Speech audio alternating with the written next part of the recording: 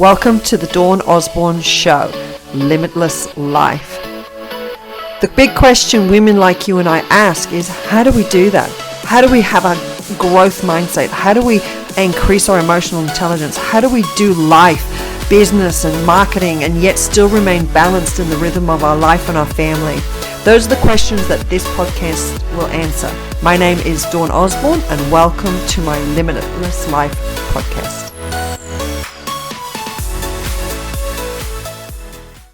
Good day, everybody. Welcome, welcome. Thank you so much for joining us on another session of Wow Women. I have the very awesome Liz Modlin here with me today. She is a fabulous woman. She is a giver. She gives. She was originally a nurse, and now she works in Europe with women in need who are oppressed. She does conferences. She mentors young women. And I know this woman is going to have fabulous insights into our lives, especially mothers out there who are listening right now. You need to listen to this podcast, or you need to watch it on Facebook. You need to watch the replay. Don't miss the last section where she will be pouring out her wisdom of her life. She's had an incredible life. Welcome, Liz, to Wow Women. Thank you. It's wonderful to have this opportunity. Oh, Thank you for you're inviting me. Well, you were recommended to me as a Wow woman. So I was like, okay, when people are recommended, I need to pay attention. And obviously we've connected a little while, and you are a fabulous woman. I wanted to kick off with a little story with my children sat at the dinner table, and some people watching this or listening to this right now could relate. I invited my parents over, and we were all sat around the dinner table. And obviously my parents are post-war people. And they were trying to explain to my children the childhood that they grew up in. You know, they tried to explain, that Christmas they got an orange and they got a bit of plasticine and maybe a doll. And the highlight of those gifts was the orange. And I sat there and I just watched. I have 4 children aged from 10 to 14, and I watched their faces, and they honestly thought that my parents were like lying. They were like, really? You were excited about an orange. And it just led me to think, like, we live in such a different world right now, where we live in a free world. We've got, we live in abundance compared to post-war. And Liz, I know that part of your bio is that you're a post-war baby, and you sort of grew up in that. Can you tell us a little bit about what it was like to grow up in that post-war environment? Well, it was a happy time because our parents, my mum was always there, but it was a hard time. And I know that in those hard times, I actually didn't know it was hard until now, because everybody was in the same circumstances, and we appreciated everything so much, and we couldn't pick and choose exactly what we wanted. I didn't have lots of clothes, and I had one pair of shoes, and my mother her favourite saying was make do and mend. So we had to make do and mend. And my dad, he could turn his hand to anything. Like, if he could repair our shoes, he repaired them. If mum could repair a dress or make it a bit bigger, or pass it on, or darn a hole in your sock, they did it, because not only was there not money, but the goods weren't available. And this was after the war. I mean, during the war, it must have been really, really hard. But even after the war, right up until the 50s, the goods weren't available. So even if they had the money, and everybody worked hard, everybody worked really, really hard. They were passionate about getting England on its feet again after such devastation. So that's what I grew up in, where we were passionate British people who loved our country, and we didn't know any different. You see, we didn't have videos or any podcasts or anything like that where we could see what was happening in other parts of the world.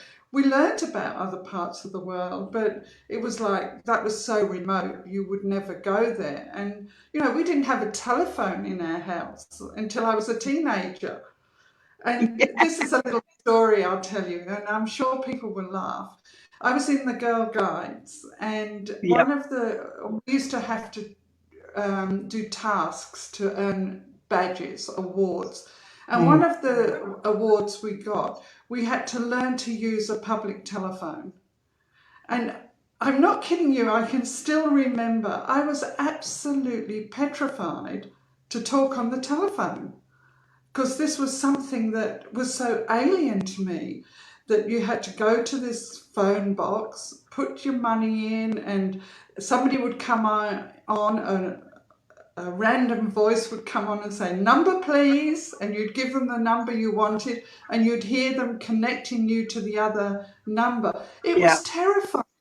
So you can imagine that, all right, I'm sort of getting on, but in like 70 plus years, we've gone from that to me sitting here talking to you on a podcast. It's Yeah. amazing. So, the mind Yeah. just blows away. And I can understand how your children couldn't understand the Yeah. excitement of an orange. But I was Yeah. the same. And it was a sock. It wasn't a stocking as you make now. Yes, I've made that's all right. my grandchildren these great big Christmas stockings with all decorations on them. And no, it was a sock. And we would go to find the biggest sock. Whoever had the Yep. biggest, we would choose their sock because we felt we might get more. Because we all believed in Santa Claus, of course, and that he would give us an orange and an apple and some nuts and maybe Yeah. some chocolate or just a small gift, something Yeah. like that. But it was nothing like the children get now. And Yeah. yes, life is very different, but Yeah. I love my life now, and I'm Yeah. glad it's different because I, it gives you opportunity to do a lot of other things other than just housekeeping and yeah. just trying to keep the house going, because we have washing machines and dishwashers and electric mixers and blenders and things. All that was done by hand, so Yeah. it's a very That's different right. world. Yeah, no, and it's funny. My mother was trying to explain to my children how Nan used to wash the clothes. It was a big tub, and you had a Yeah, scrubber, and you had one of these yeah, uh, panels, and you scrubbed the clothes, and you rinsed, and you scrubbed, and then you put it through this thing, and that a washing was a whole day. Like Monday was yeah, washing day, and it took all day, yeah, and so yeah, my children were just like they were speechless. Their jaws were like, what? It was a wonderful thing to witness. So tell me, so you coming out of that generation, and well, obviously you've got grandchildren, having a look at how you were raised as a child, and the environment you were raised in, to what's happening now. What do you think is what are the positives and the negatives of that? Because we've probably got some mums out there who are pulling their hair out with their children, because we're,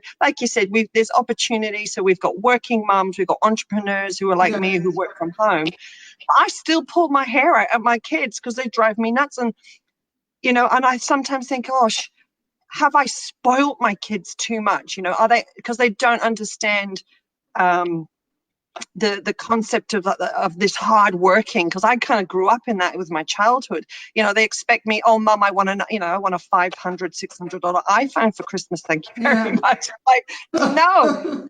So, what's your thoughts on that? Can you share some wisdom around that for us mums? Um, well, my thoughts are, in some ways, I look at what the expectations are of young mums now, and Yeah. I actually feel a bit sad that they have so much expectation to be the best mum in the world, to be a super Yeah. career woman, to support their husband in everything he does. Yeah. And I feel the world has put enormous expectations on women. And yes, I think it's great that women do have these opportunities, but these expectations are massive. And I look at even my own life. I was fortunate enough that my husband had a decent enough job that I could stay at home and be a stay-at-home mum. Now, I couldn't say that I was 100% happy at being at home all the time, but I loved being a mum because I Yeah. was able to be a mum. There were no other expectations on me. But having said that, society has changed so much. When we first came to Australia and we tried to get a mortgage for a house, they wouldn't take my income into consideration. They would only take my Right. husband's income.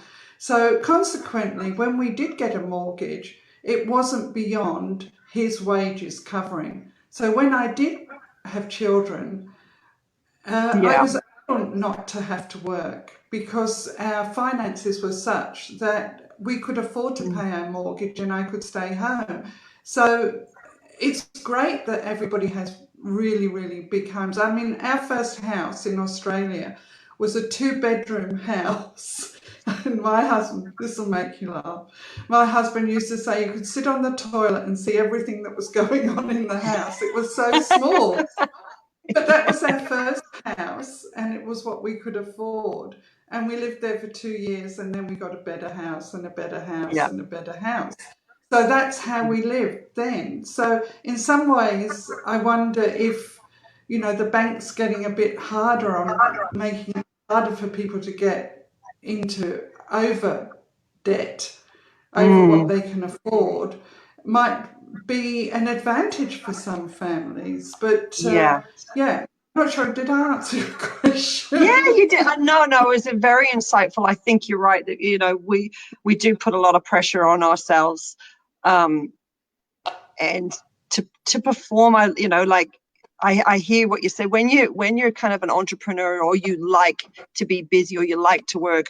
You're very torn. I find myself to being very torn, especially when stuff starts to go haywire in your family, and there's Yeah, bombs going off everywhere, and you sit down and you go, well, is it because I'm working too hard, or is it because I've yeah, put too yeah. much focus on working or projects or other things? Should I have been? And you can really, as a mum and a working mum, you can really beat yourself up about that. So I was just, yeah, you gave great insight But there. Yeah, let me yeah, just add.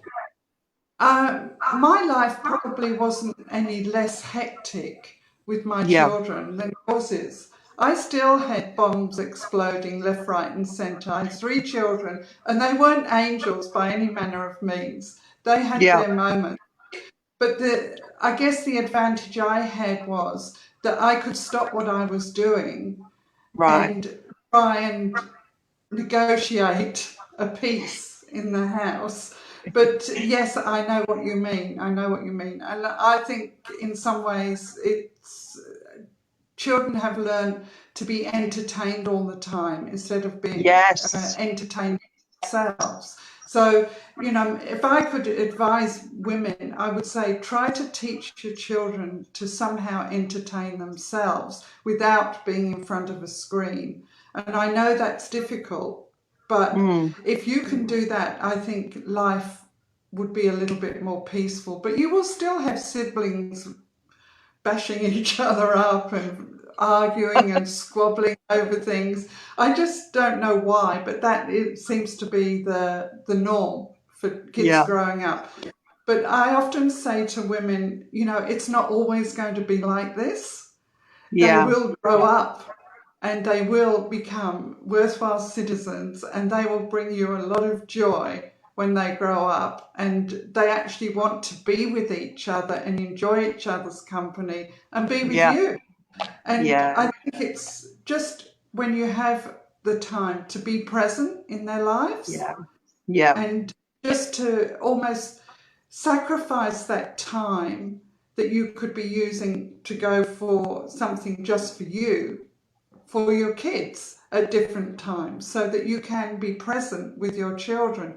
Take yeah, them to the park, let them go crazy. Take them to the mm, beach. We live in this amazing country where it doesn't yeah, cost a lot of money to take them to the park or to the yeah, beach.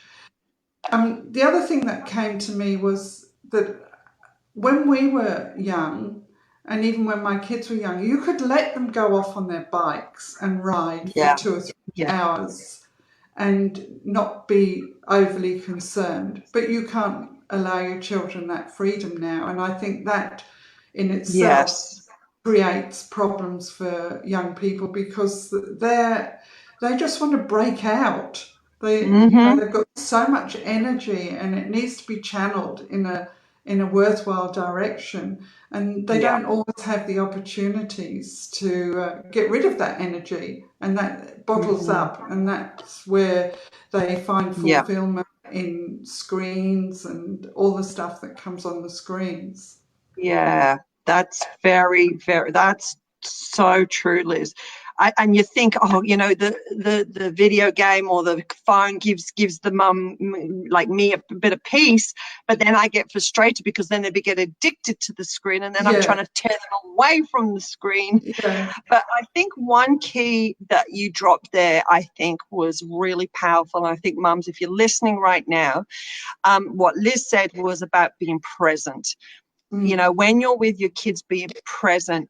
I have been accused by my youngest child of always being, having my head in my phone, and that's yeah, and they follow me. They've got their heads in their phone, so I had to yeah, be go. You know what? No phone, no Facebook checking, no message checking, no email.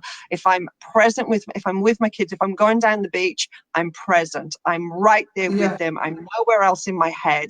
And I think mm, once I kind of got that, I had a lot more peace from my yeah, children, and my children felt like they were valued because I was actually sewing into them. I was actually giving them. Someone so told me once that kids spell love Time, and I'm that's like, exactly, yes, yeah, but spending time and being present is two different things. Spending time, but you could still be somewhere else in your head. I think being present and being completely 100% sold out and focused on them and their needs and what, coaching them as children is really important. And I know that yeah, next year I'll be definitely doing some more of that with my yeah. my four little darlings. Liz, you are awesome. I really want to hear what other wisdom you have. Have you got a wisdom tip for us today? What's number one? Well, number one, excuse me, is just to make the most of whatever season you're in right now. And if you've got a baby or you've got toddlers or you've got teenagers, just make the most of that season. And every season that you're in as a mum is it has its difficulties. But always remember this too will pass. that Yes. you will move on to a new season. And I always used to say, and I believe even my grown-up children, they're just going through another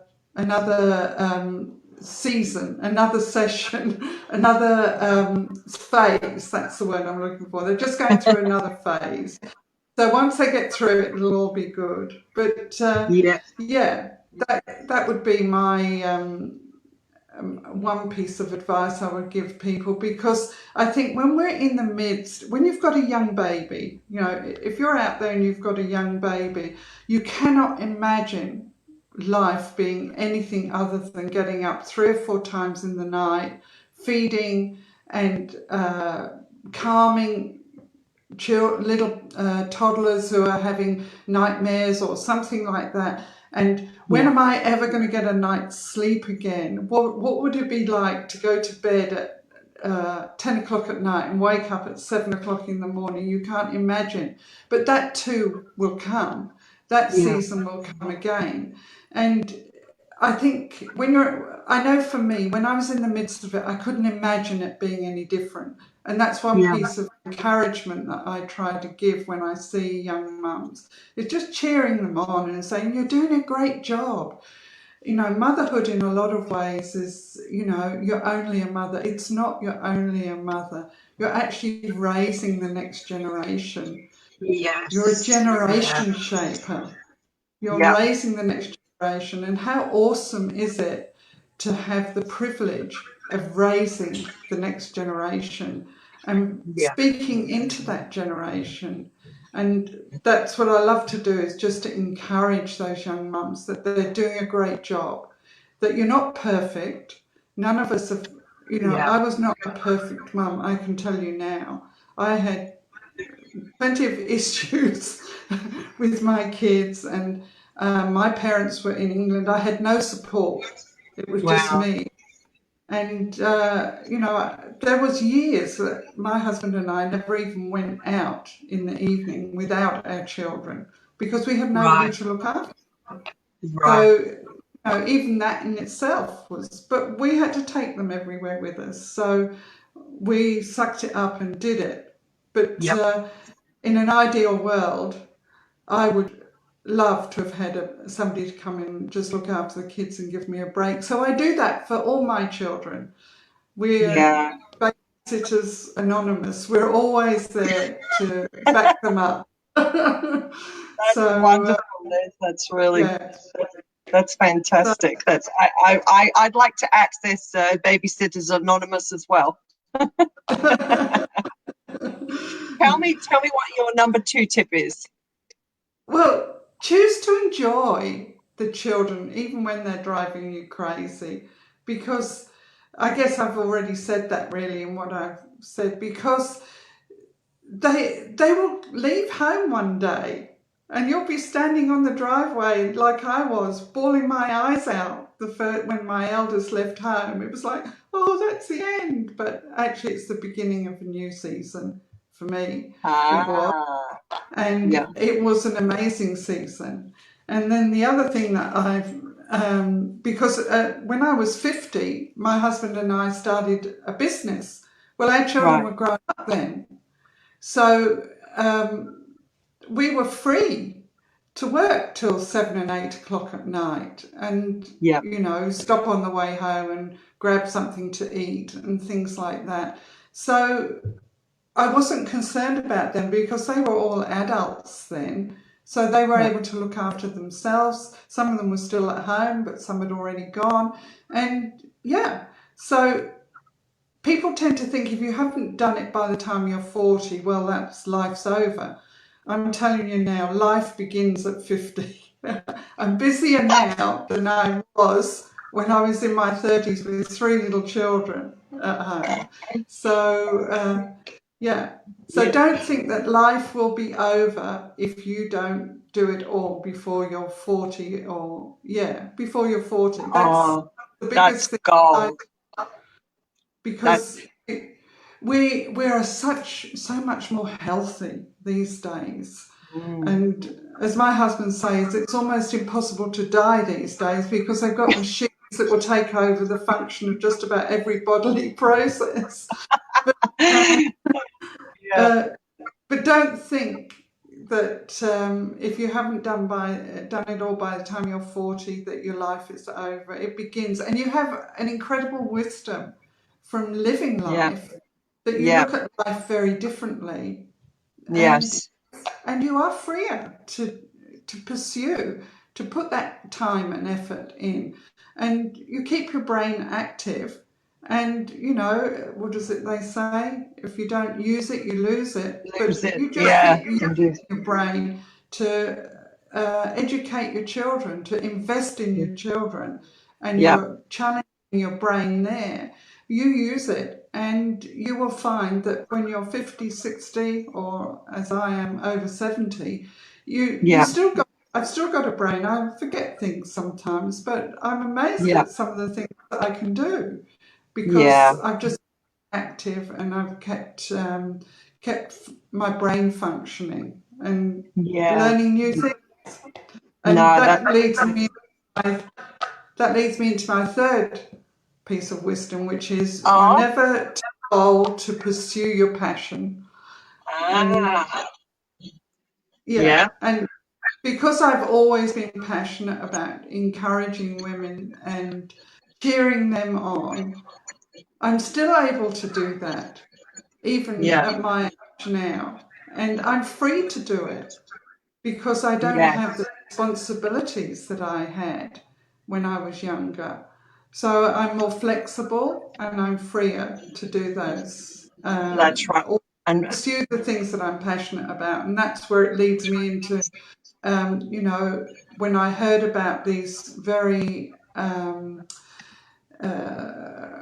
shall I say, these women in Europe who had never been encouraged, never had opportunities to rise up. It really, I guess, because I had grown up in England, I knew the difficulties of post-war countries. And in Eastern Europe, they've just had one war after the other, one war after the other. And the very first time I went over there, talking to a young guy and asking him about his life. He was in his 30s. He was a waiter in the hotel we were staying in. And we're just talking to him, and he's just said, shrugged his shoulders, he says, we're just between wars now. And it was like, what hope for people in their 30s that they're expecting another war at any time, because there's so much conflict between the different ethnic groups in that part of Europe. And I think because I grew up in England, I felt a real drawing towards those people. And then I met up with this lady who runs these conferences over there, who had a passion, and they're Christian conferences where we use God's ways to encourage women. And it's amazing to see what she has done. And I've been 3 times now, and I will be going to Bosnia next year with her again to run another women's conference, just to see these women. When you just go up to them, put your arm around them and just say, you're doing okay, you're doing a great job, and you do have a hope and a future. And just to see them rising up now. They've just had the 13th conference, and to see these women now becoming entrepreneurial, seeing them helping each other, having women's breakfast, because women had never done anything together. We go out for coffee, we have meals together, we do that stuff. But they didn't know that they were able to do that stuff. It just wasn't something that they were ever thought that they could do. And the amazing thing that happened, I think it was 2 years ago at the women's conference, there was about 12 pastors came, and they actually apologized to the women for the way that they had oppressed them and treated them. So that was a huge breakthrough for the women to know that they virtually did it on behalf of all the men in Eastern Europe, to ask them to forgive, because forgiveness is a great healer for anybody. So that's one thing that I'm passionate about. We actually raise money for those women because they obviously don't. There's not much work in these countries, so they don't have the money. But we raise money we buy jewelry from women who've been rescued from human trafficking, and then we sell it again. And the money we make goes over to support the women to come to these conferences and be encouraged and be pampered a little bit.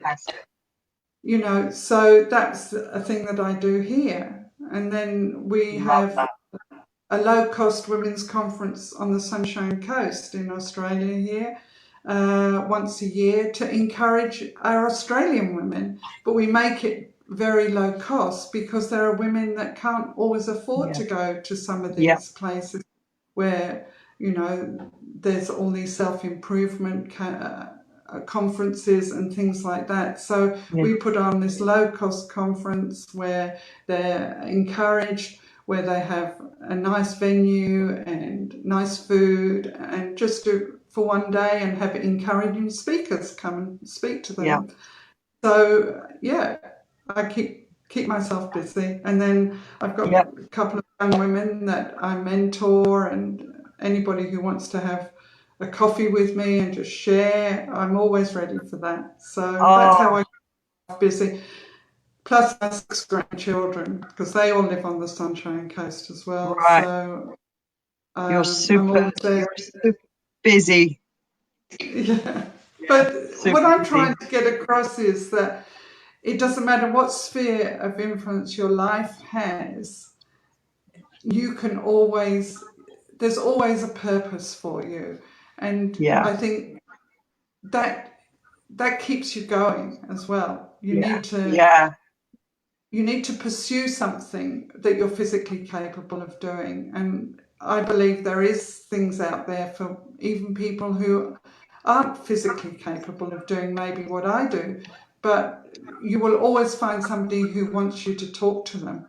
There are so Yeah. many lonely people out there. You know, you can always talk. You can find Yes. people who just need a phone call or something like that.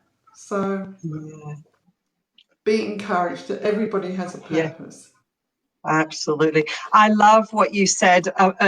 Actually, we had a 5-minute conversation, and, you know, I'm one of these people that likes to, you know, be involved, know what everybody's doing, I'm an action girl. So I like to be in the action, and I get invited to speak at different conferences and be a part of different events and different projects. And I exhaust myself with, all of the opportunity. And you said to me, in a 5-minute conversation, those opportunities will be there once you're grown up, once your kids have grown up. Like, those opportunities are always going to be there. And maybe, enjoy the season that you're in right now. Enjoy your children whilst they're young, because they're not always going to be young. They're not always going to be in this phase where they need you.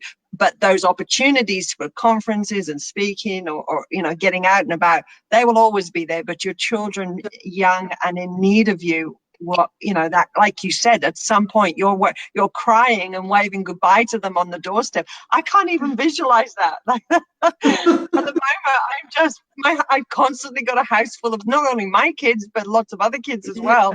Yeah. And so I can't I'm thinking I might not be crying. I'm going to confess here. Mine could be throwing a little party. But I'm only joking. But I'm sure I'll be bawling. I love my kids most days. Yeah. But Well, I think, you're no different to anybody else. Yeah. I'm just being real and honest.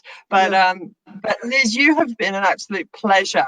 I've loved what you've shared with us today, and I am absolutely positive there would be someone who will listen to this or watch this, and they will be encouraged just to take some of the wisdom that you've shared. And I thank you for joining us today, Liz.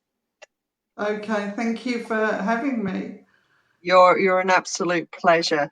So, hey guys, I just want to thank you for being part of Wow Women for 2018, and we will be joining I will be joining you again in 2019 with a whole fresh image. We're bringing in some new branding, some new guest speakers, a new focus. So stay tuned. Join me in January and February with some new stuff happening. So keep on the lookout of that. But otherwise, thank you for joining us every week with Wow Women. We've loved having you, and I'm grateful for all the guests that I've had. And you have a wonderful holiday season, and I will see you in 2019. Goodbye.